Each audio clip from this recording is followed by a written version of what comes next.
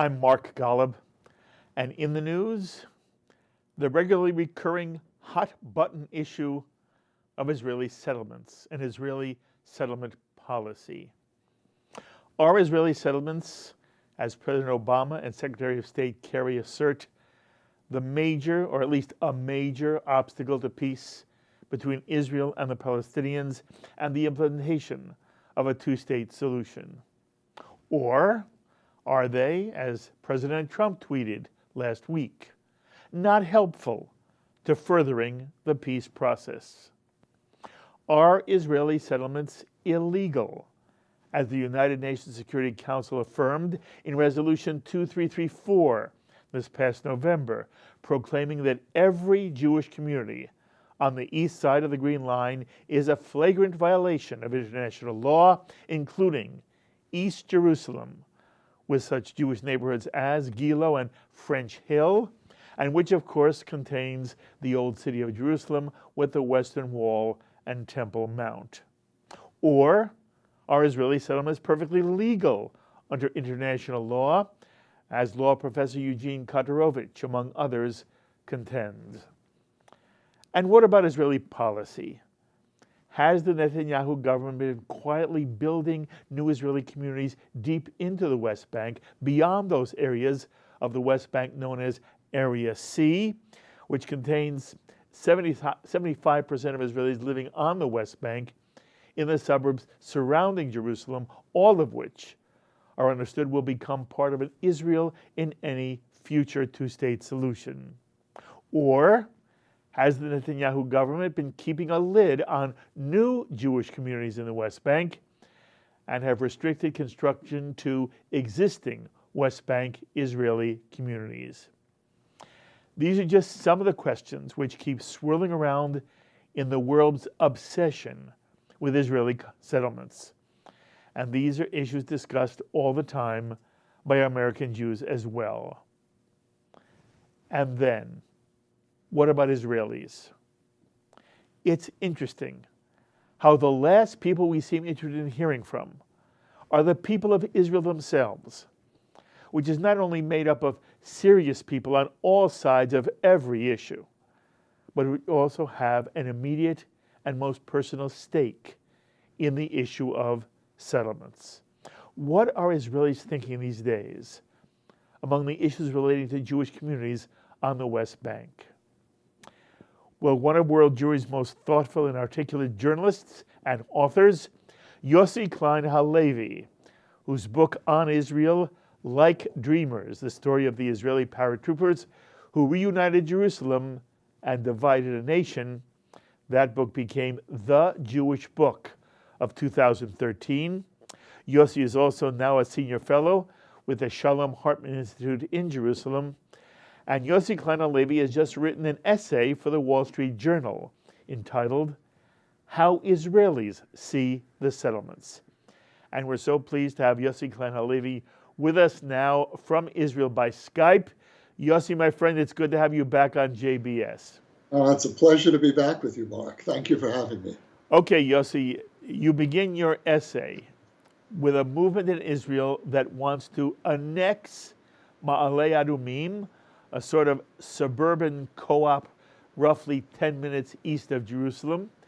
And you write that this movement, which is being pushed by right-wing members of the Netanyahu government, really see Ma'ale Adumim as a pilot project, that their goal is really to annex the entire West Bank. At one time, Yossi, during the initial optimism of Oslo, some 85% of the Israeli public favored a two-state solution.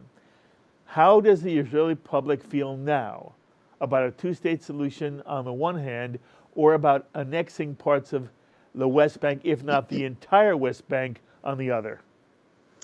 Well, in recent years, let's say the last decade, the polls were consistently showing between 60 to 70% support in Israel for a two-state solution.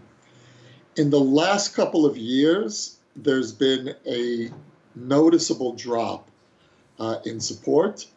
And it is still over the 50% line, but hovering around that. So that the more time goes by, the more terror attacks happen, the more a younger generation of Israelis comes of age. And this is a generation that knew not the peace process, a generation that came of age during the Second Intifada, during the series of Gaza wars, mini wars, the thousands of missiles flying across the border, both in the north and in the south. And this is a generation that sees itself as living after the peace. We tried the peace process, it failed. And so this is a generation increasingly without hope. Mm-hmm. And the polls are registering this precipitous drop in support for a two-state solution. We still are over the 50% line, but hovering. Okay. Yossi, I want to tell you my experience and tell me if it in any way corresponds to what you've seen, heard, and feel. My sense is that I get from speaking to Israelis is that when they say they are no longer supportive of a two-state solution, what they mean is they don't believe there's an interlocutor on the other side who'll make peace with them. And that if they ever were to believe, which they don't now, but were they to believe, that there were an honest Palestinian leadership that wanted to live side by side with a Jewish state of Israel like Canada lives with the United States, were there that kind of Palestinian leadership, the Israeli would still favor a two-state solution. Look, Am I wrong?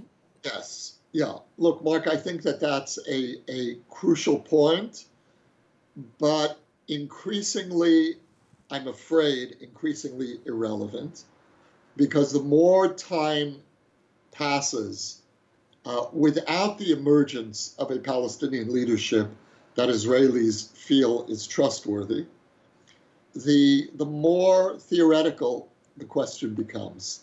And in practice, we are seeing I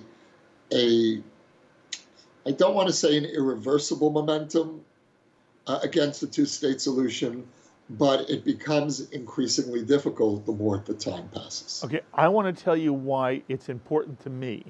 And again, I want you to tell me whether you agree with me. It's one thing if a Jew, anywhere he lives in the world, America or obviously in Israel, if a Jew says, I don't want to share the land. This is all of my land. It all belongs to me. Hebron belongs to me.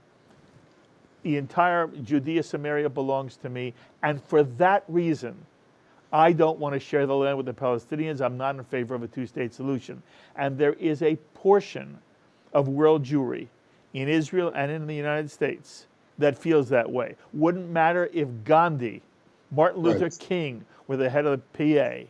They still believe that all of the land, but they believe both sides of the Jordan, but certainly all the land to the west of the Jordan River is historical Israel, Judea, Samaria.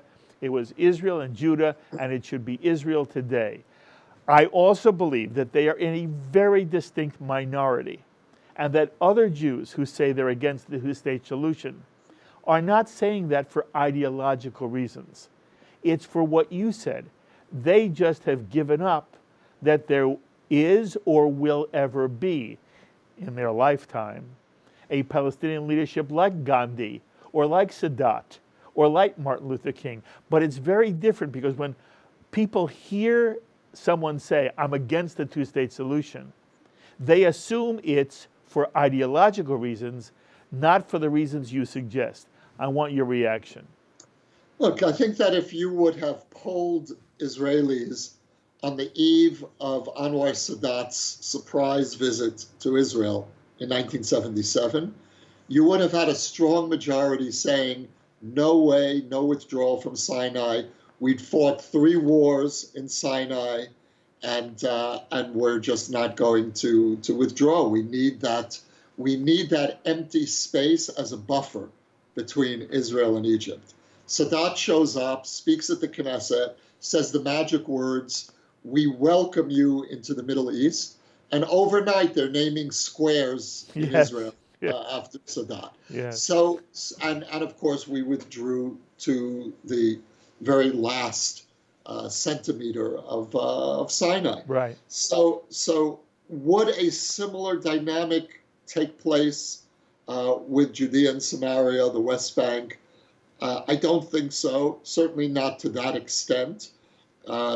Judea and Samaria is not the Sinai. We have very deep, obviously historical, religious, as well as security interests.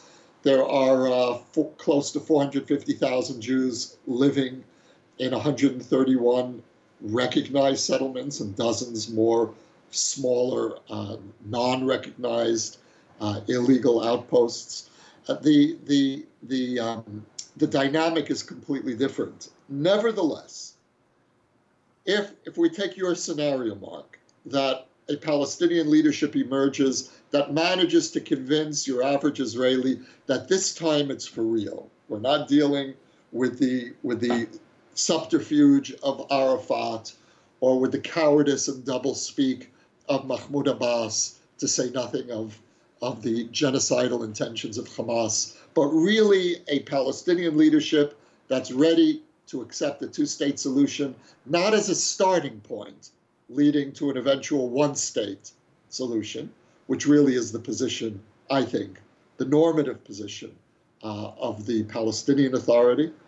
And Hamas, of course, doesn't even begin with a two-states preliminary leading to a one-state. It's only one state.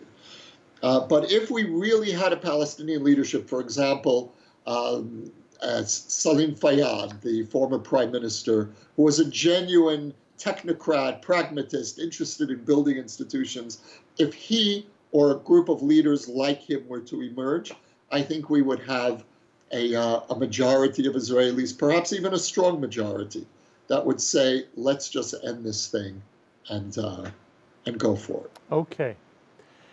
When you and I sat together to talk about your wonderful book, Like Dreamers, you talked about the journey you took personally in terms of where you see yourself on the political spectrum, on the spectrum of conservative to liberal. Where do you see yourself today, Yossi? I don't really operate in those boxes.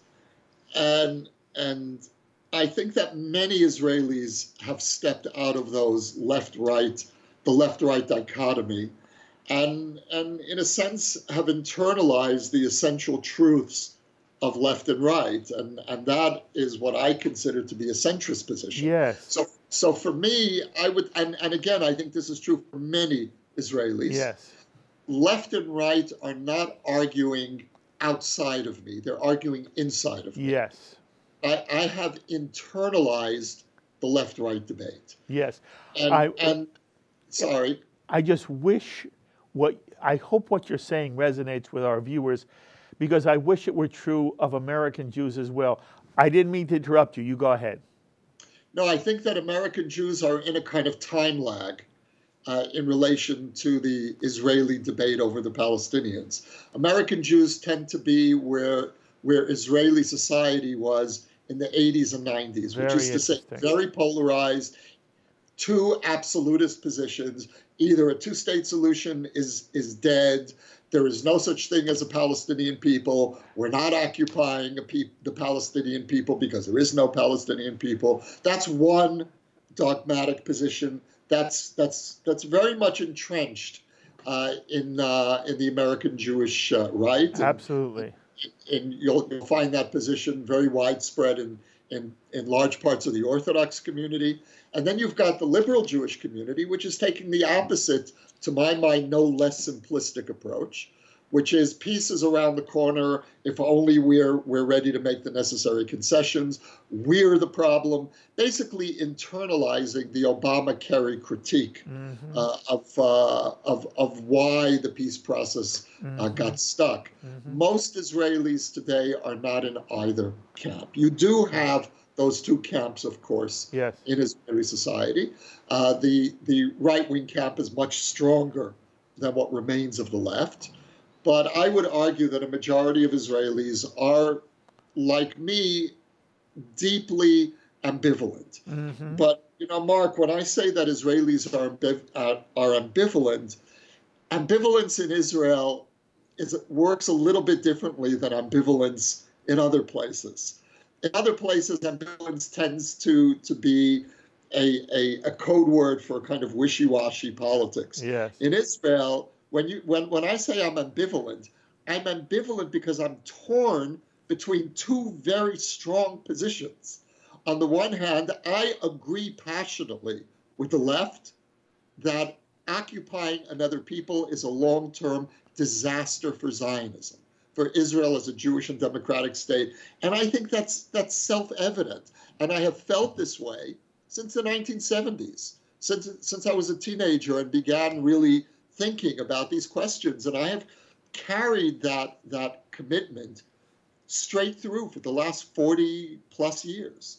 And on the other hand, I agree passionately with the right that you can't delude yourself into the idea that you can make peace with a Palestinian national movement that rejects the most basic legitimacy of Jewish peoplehood, of our indigenousness in this land.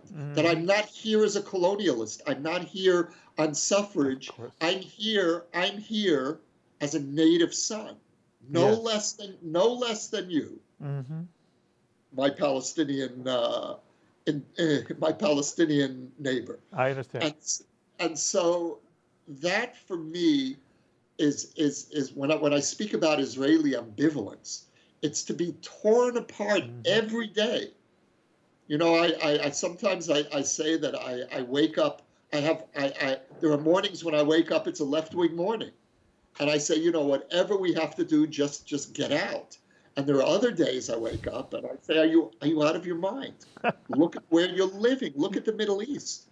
What do you think is going to happen? I say to myself, what do you think is going to happen the day after we pull out? Why does the international community think that the Israelis and the Palestinians are going to be the first two nations in history to happily share sovereignty over a capital city? Show me one place where that works. Can Canada and the United States share a capital city? I'm asking you, Mark. Of course not. So people tend to think, certainly the international community, the diplomats, that Israel exists on some other plane of existence. They think of Jerusalem as the heavenly Jerusalem. And you can work out all of these very interesting political solutions, which have no reality on the ground. So if you're asking me in practice, do I think we can have a two-state solution that can totally end the conflict between us? My truthful answer, the tragic answer, for me it's a tragedy, is I don't see a two-state solution in the sense of when we use the word solution as solving the conflict. Yes. What I do see is a possibility of better managing the conflict, of easing up on the occupation of the Palestinians gradually, perhaps by bringing in some of our neighboring Arab countries, and creating a dynamic that's moving us in a different direction. I think we need to free ourselves from the Obama-Kerry fantasy of a two-state solution. And to think about how do we extricate ourselves from occupying another people. I understand. But in a way that doesn't fatally, God forbid, fatally risk our security. By the way, when you think of withdrawing, when you think of ending the occupation, do you also imagine a Palestinian entity that is Judenrein, that formally says no Jews may live on the West Bank? So before I answer that question, let me just emphasize the way in which I use the word occupation and the way in which I don't use the word occupation. Israel is occupying another people. That is an objective reality. It is a tragic reality, but at the moment, I don't see a way out, especially given the fact that the leadership of the Palestinian people isn't offering us a realistic way out. That said, I do not accept for a moment the idea that the Jewish people is an occupier in Judea and Samaria. Mm-hmm.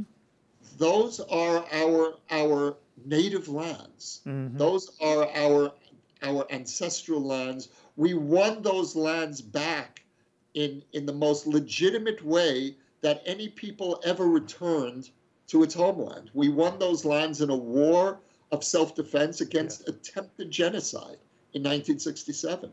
So I don't apologize for my presence in Judea and Samaria.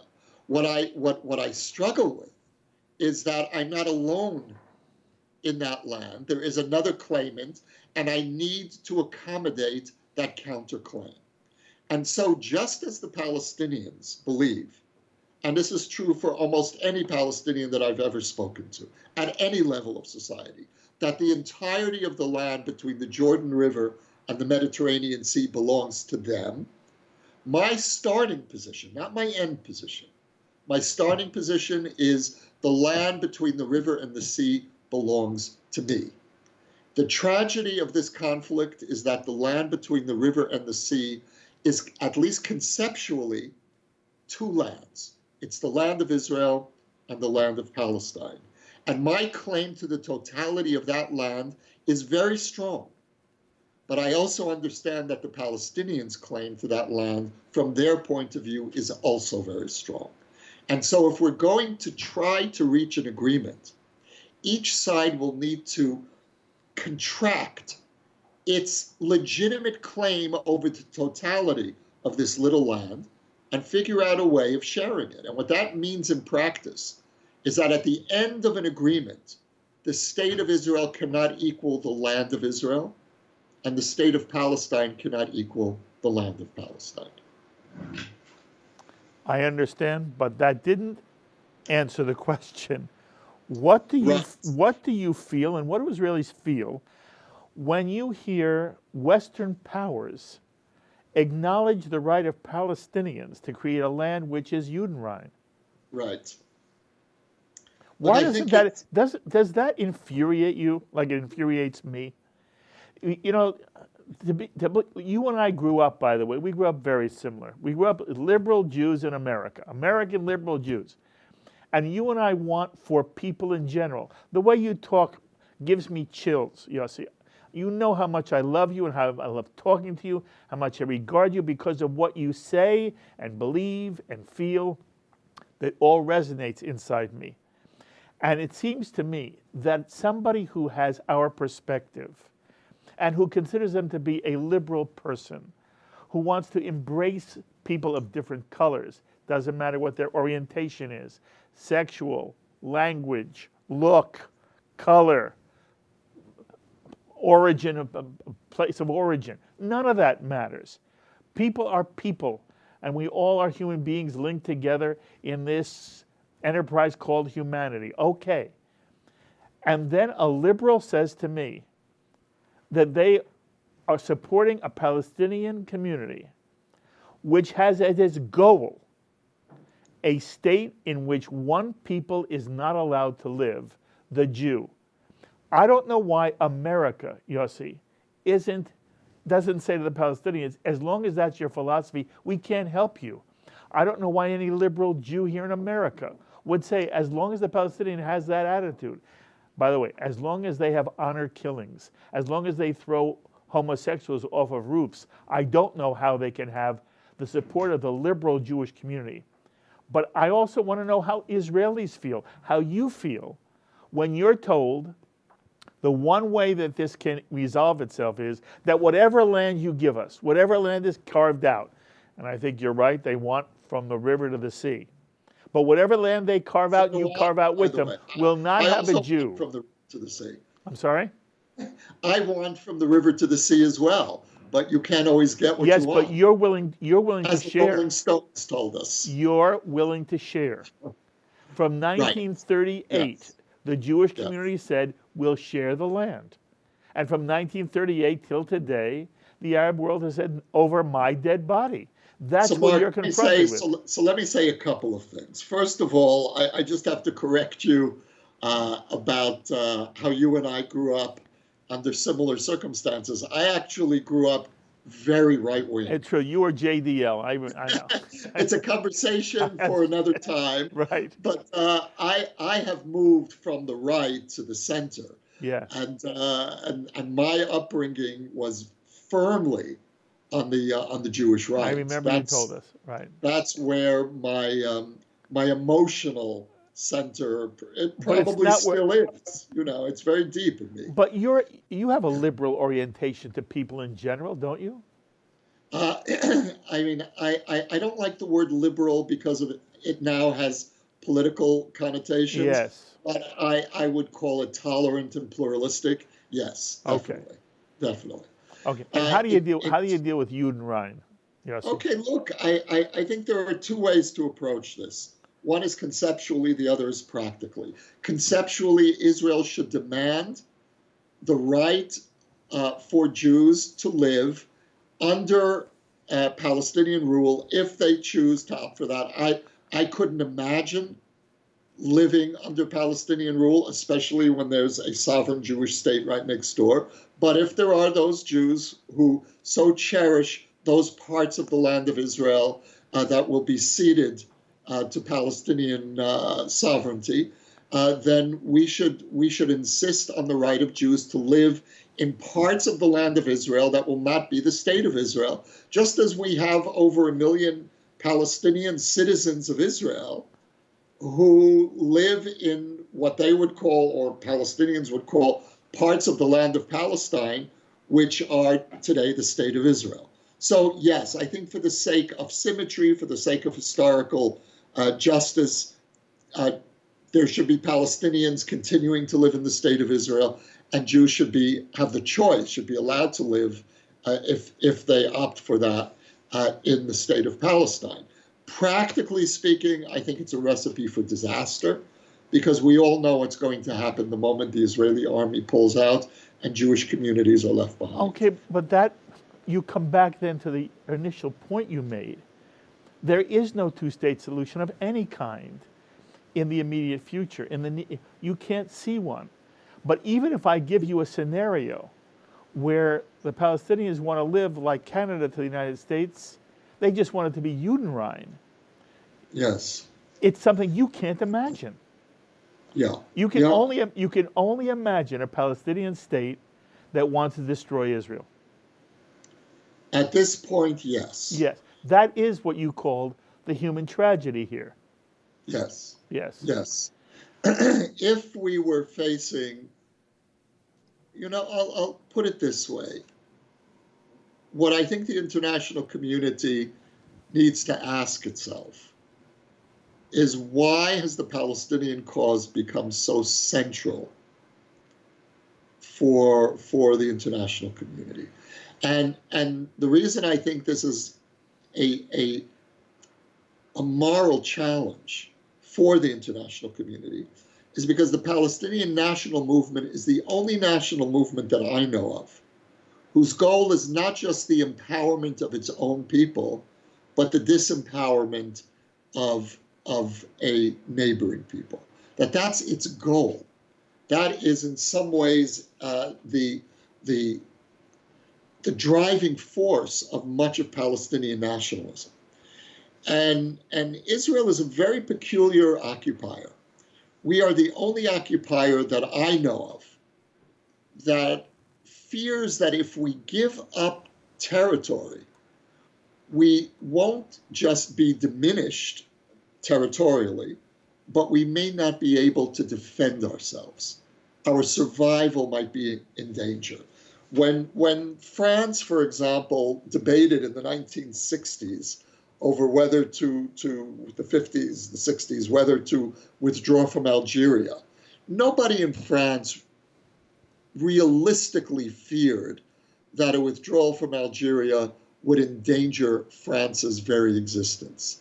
But one can make a strong argument about why in Israel that would be 9 miles wide without Judea and Samaria, in this Middle East, might very well find itself in an untenable position. Mm-hmm. So there are very powerful arguments on the side of those who say no withdrawal. But in the end, I still come out for a two-state solution, because to my mind, the only thing worse, the only solution that is more threatening to Israel than a two-state solution is a one-state solution. I understand. You're in a real quandary. You know, the ambivalence you talked about is gripping you all the time. I think it should grip any serious Jew.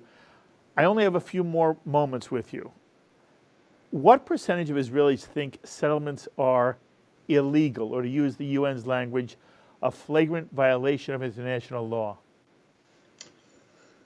I don't know percentages. I don't even know if there have been polls taken with that question. I've never seen that question asked in polls. And I think that in itself is revealing, because that's not part of the Israeli discourse on settlements. Our argument is, do settlements make sense practically, politically, morally as well? Because if that means that we're tying an occupied people permanently to the state of Israel, that has moral consequences for us as well as for them, of course. And so the settlement debate here is very practical. It's not an argument over legality. There is an argument over the legality of certain settlements that have been built on privately owned Palestinian land. Yes. That debate is coming to a head in Israel in the next few weeks. Yes. But that's a very specific question of legality. It has nothing in common with the international community's discourse on the overall legality of the settlement enterprise.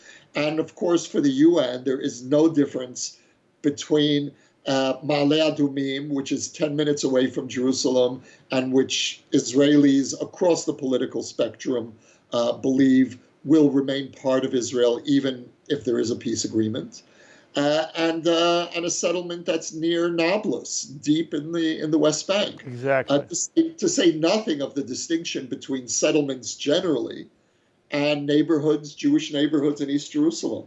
So, which we don't regard as settlements at all, but simply as neighborhoods. And so there is a real disconnect in the way settlements are spoken about internationally, and the way that we tend to argue about settlements here. I understand. Look, Yossi, you personally live in French Hill, which is in East Jerusalem. Do you consider yourself living on Palestinian territory?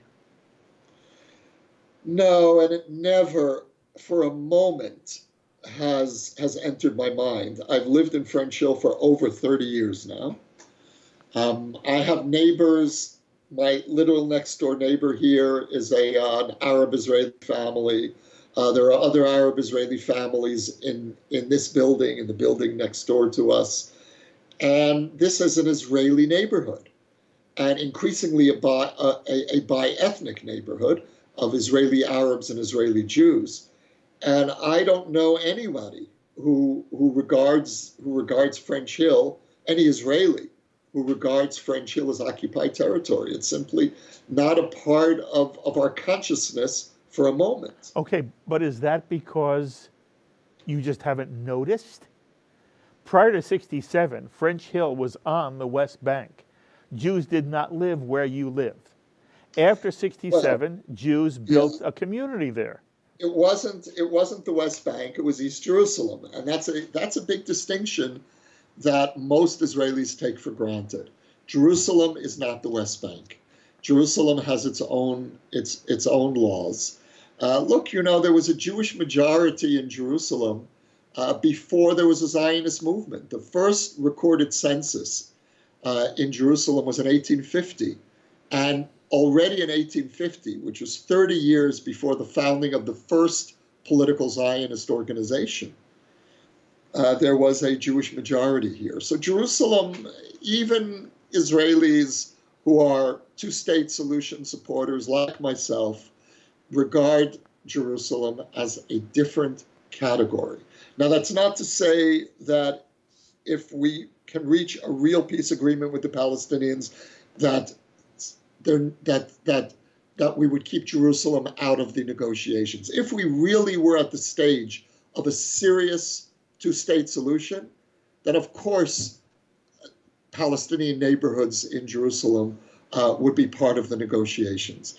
But for the foreseeable future, given the nature of the near total rejection of Israel's legitimacy on the part of the Palestinian national movement in all of its factions, from the nationalists to the Islamists, the notion of redividing Jerusalem is simply off the table. And even if we ever do come to that moment where we can talk about redividing Jerusalem, neighborhoods like French Hill are going to remain a part of Israel. Okay. That's a foregone conclusion. I understand. I only know that the United Nations passes a resolution that says you are living in occupied territory. You are living on territory that was once on the east side of the Green Line, and as a result, you are in flagrant violation of international law. Now, you as an Israeli tell me that for some emotional reason, you feel differently about French Hill than you do about Kiryat Arba. But the Palestinian says, what right do you have to make that distinction? Your point earlier was the Palestinian says, what right do you have to make the distinction between Nablus and Tel Aviv? But the United Nations says, what right does Yossi Klein Halevi or any Israeli have to make the distinction that because you've settled that part of what was until 67 the West Bank, what right do you have to say that this piece of territory is of a different quality than is the land where Ariel is built, or where some of the look in terms of the legality, the question of the legality. Yes, I think Israel has a compelling claim to settle in any of these areas because until 67. There was no Palestinian state here. This was occupied by Jordan, yes. And that occupation was not recognized by the international community. So, in that sense, this territory was a kind of no man's land legally. That's Israel's argument. Now, I'm not an expert in international law, and that is not, quite honestly, the center of my emotional, moral, historical gravity. Yes. And the center for me, the starting point, is the legitimate claims that two peoples can make to the same little piece of land. Now, I take both of those claims seriously. And because of that, I want to reach an agreement. But I'm here in Jerusalem, and I'm here in large parts of East Jerusalem. And we won East Jerusalem in the fairest way possible. In 1967, I write about this in my book. Yes, you do. And, in 1967, Jordan opened fire indiscriminately on Jewish neighborhoods in West Jerusalem. The Israeli government sent an urgent message to Jordan: keep out of the fighting, stop the fighting, and we will honor the ceasefire agreement from 1948. We won't attack you. Jordan continued to shell Israeli neighborhoods. It shelled Hadassah Hospital. The famed Chagall windows were damaged in that indiscriminate shelling. 1,000 Israeli apartments were damaged in June 1967. And so we protected ourselves We crossed the municipal line. We went into East Jerusalem. We took East Jerusalem from a country that had occupied half of this city, whose presence in East Jerusalem was not recognized by the international community. We were defending ourselves, and we have a very powerful claim to this city. Now, I'm ready in principle, under the right circumstances, to honor the counterclaim. But demographic changes have happened over the last 50 years, and I'm not going to undo the fact that 250,000 Israelis, including my family, live in East Jerusalem. This is home for us. It's also home for Palestinians. We need to figure out how to navigate that. But we're not leaving here. And I frankly couldn't care less how the UN votes on my right to raise a family in Jerusalem, in any part of Jerusalem. Mm-hmm. Yossi, I appreciate your allowing me to push you like this. It is wonderful. It is always wonderful to talk to you, to share ideas, and to hear your articulation of the issues that are confronting the state of Israel. No one has the sensitivity that you have. You have written a fabulous piece for the Wall Street Journal, but you write fabulous pieces all the time. I love having you on JBS. I hope you'll let me chase you all the time. The next time you're in New York, you have to come. We have to continue another L'chaim together. In the meantime, kol tuva hatzlacha in all you do. And thank you for all your friendship, Yossi. It means the world to me. Thank you. And Mark, thank you for all that you do. It's a wonderful network you've got. Thank you, my friend. We'll talk soon. All the best. All the best. Kol tuv. The thoughts of Yossi Klein Halevi. Again, he wrote the book of 2013, Like Dreamers. He is now a senior fellow with the Shalom Hartman Institute in Jerusalem. And you can hear when he talks. He talked about he used the word ambivalence. It's more than ambivalence. It's the anguish of a sensitive Jew, a sensitive Israeli, who's living in an impossible situation because he's living with another people who, as Yossi says, believes he and his family has no right to be anywhere in what was once Ottoman Palestine. And as long as that situation exists, the problem we face exists. And I'm sorry, American administration after American administration doesn't seem to get it. I understand the United Nations doesn't get it. It's controlled by an anti-Semitic, anti-Jewish, hating Israel majority. But why our administration has administration after administration failed to understand what the real problem is? In Hillel's words, if you understand what the problem is, all the rest is commentary. The commentary can be worked out. What can't be worked out is the Jewish people are living alongside another group of people whom, and Yossi Klein Halevi says, he has not met one Palestinian who doesn't believe the land belongs to him from the river to the sea. And Yossi Klein Halevi believes it belongs, that same land belongs to the Jew, but Yossi Klein Halevi is still willing to share the land. And there is no leadership in the Palestinian community that's willing to do the same thing. And until the American administration and the world understands that reality, the problem is insoluble. And in the meantime, what American Jews tell me all the time is, in the meantime, the world is going to turn against Israel. We have no alternative but to stay firm and honest in our commitment to a Jewish presence in the state of Israel, the Jewish state of Israel, in Eretz Yisrael, which is in Palestine. And until we, as American Jews, whether we're on the left or on the right, understand that overarching reality, the situation that Yossi Klein Halevi describes will go on forever but we'll be apologizing unnecessarily forever. Anyway, my thanks to Yossi Klein Halevi giving us so much time.